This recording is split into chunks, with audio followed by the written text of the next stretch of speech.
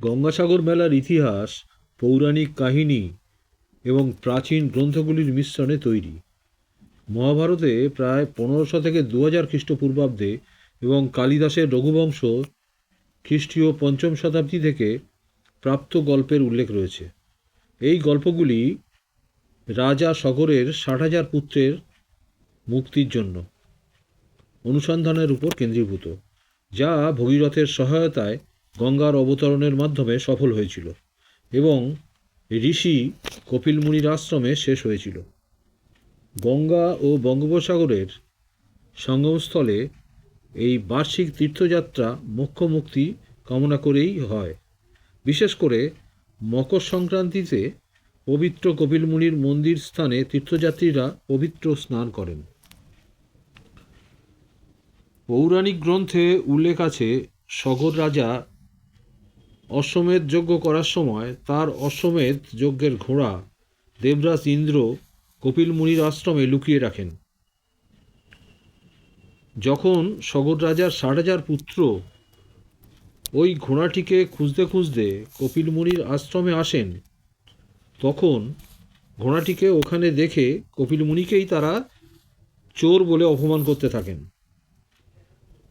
তখন কপিল মুনি জ্বলন্ত দৃষ্টি নিক্ষেপ করে সগর রাজার 60,000 পুত্রকেই ভস্মীভূত করে দেন।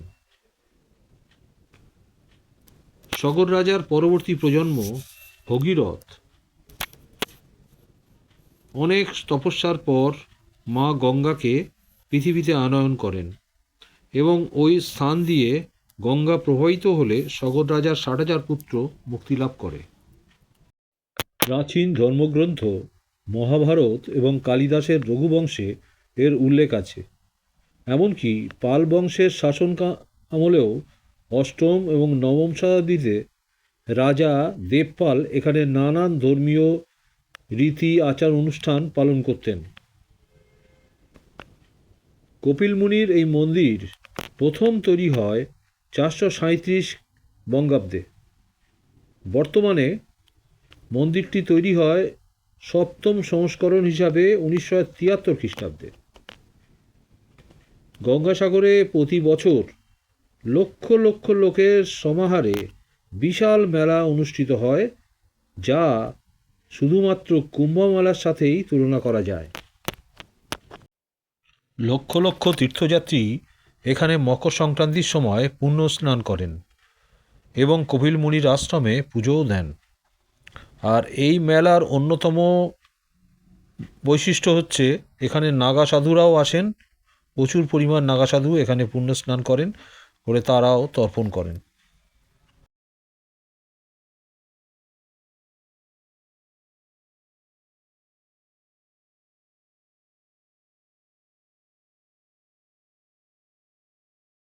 এই ভিডিওতে যত সাধু সন্তদের আপনারা দেখছেন, এরা প্রত্যেকেই গঙ্গাসাগর মেলায় যাবেন।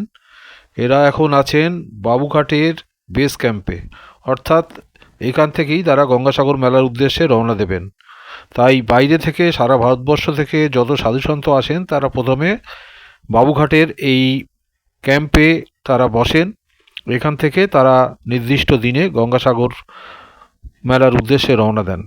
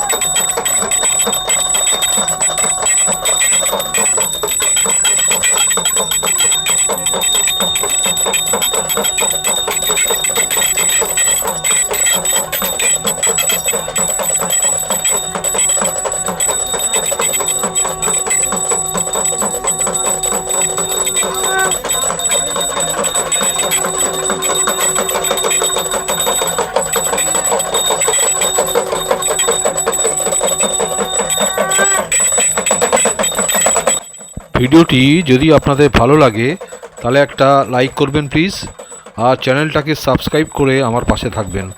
ধন্যবাদ ভিডিওটি দেখার জন্যে।